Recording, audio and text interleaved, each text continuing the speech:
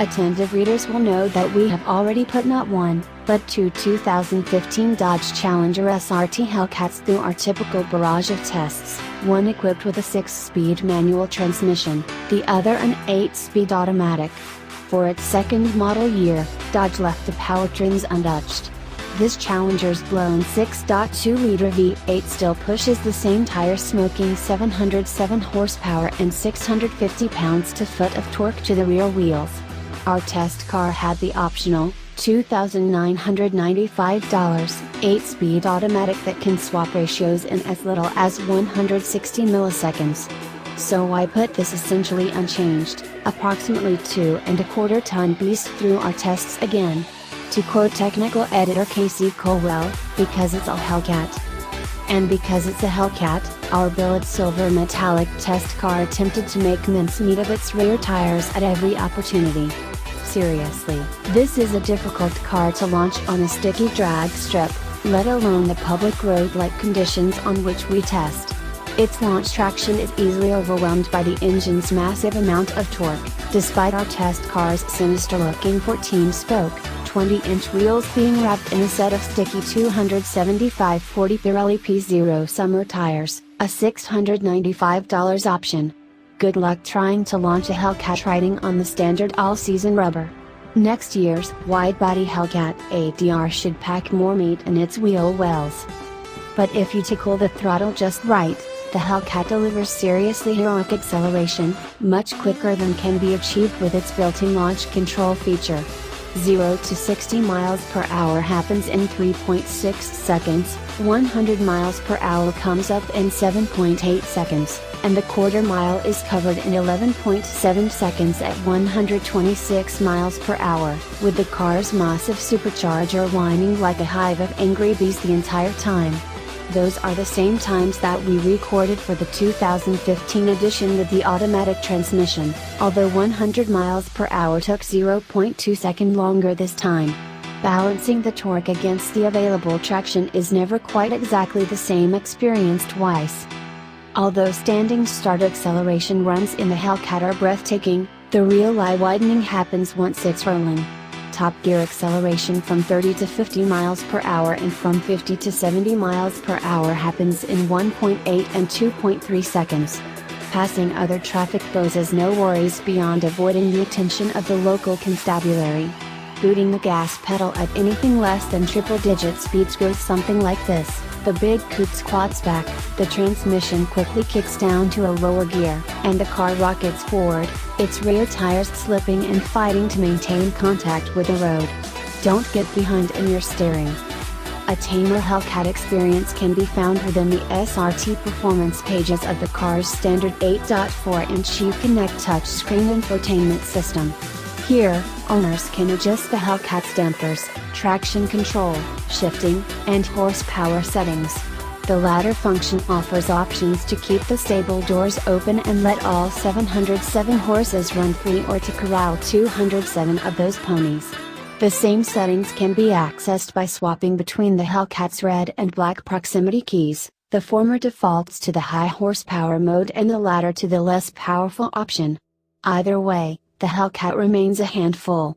If the goal of the lower horsepower setting was to give Hellcat owners a more civil driving experience, then Dodge failed, in a good way. Our advice: if you're just going to drive with the black key more than every so often, consider the less pricey 485 horsepower Challenger SRT 392 or the even more affordable RT Scout Pack with the same 485 horsepower V8. You'd give up the supercharger 1.5 seconds to 60 miles per hour, but you also won't feel like every drive is an exercise in pulling back on the reins and shouting whoa.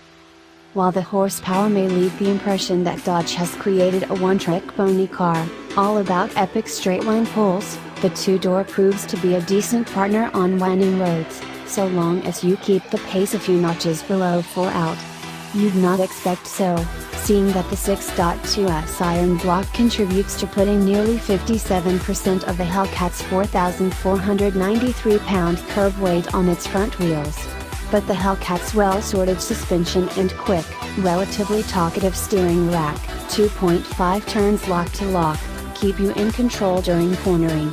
Both the suspension and steering can be adjusted among street, sport, and track settings within the SRT performance pages to suit conditions and your driving style. Prepare for the chatty steering to tell your hands on out of grip. When you push hard, though, and be judicious with the throttle when exiting a corner.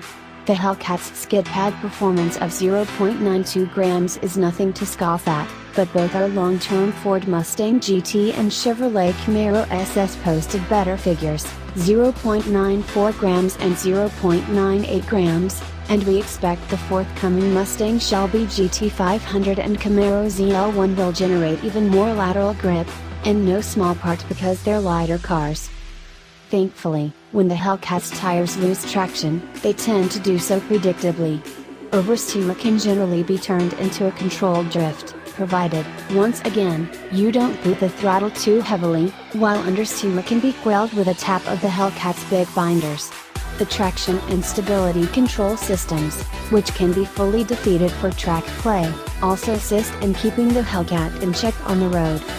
Measuring 15.4 inches up front and 13.8 inches in the rear, the Hellcat's vented and slotted brake rotors are gripped by meaty 6 and 4 piston Brembo calipers. From 70 miles per hour, the hefty Challenger SRT Hellcat came to a stop in only 159 feet. That's impressive, and in the neighborhood of the 150 and 156 foot stops we recorded in our long-term Camaro and Mustang. Inside, comfortable seats, a modern infotainment system, and a decent ride quality make for an agreeable day-to-day partner. Tall drivers should avoid the $995 sunroof option, as it robs too much headroom. For the record, this car weighed 5 pounds more than the 2015 automatic car without the sunroof. Save that money to feed the car a steady diet of premium fuel. In our hands, the Hellcat sucked down a gallon every 13 miles. We've previously established that repeated quarter-mile runs can drain the tank at a 4 miles per gallon rate. The EPA rates this automatic transmission version at 13 miles per gallon in the city, 22 on the highway. With a standard 6-speed manual, the highway rating drops to 21 miles per gallon. All Challenger SRT Hellcats are slapped with a $1,700 gas guzzler tax. Dodge also tacked on an additional $5,200 to the automatic Hellcat's base price for 2016, and $4,300 for the stick-shift car, more or less keeping for itself the extra profit that dealers had been adding to the price on 2015 models, which some buyers were willing to pay for the honor of being a Hellcat early adopter. Offsetting the sticker price bump, the 2016 car comes with a standard navigation system and can be equipped with full leather seats at no cost, two popular items that combine to add $2,490 to 2015 editions. This new model year also brings additional functions to the Uconnect infotainment system, including drag-and-drop customization of the menu bar.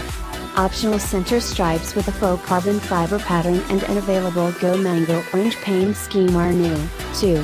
Our test car ranked in at $70,775 for the automatic transmission, sunroof, and summer tires. Yes, the 2016 Dodge Challenger SRT Hellcat is far more car with far more power than any mere mortal will ever need. So why would anyone consider this car? Because it's a Hellcat.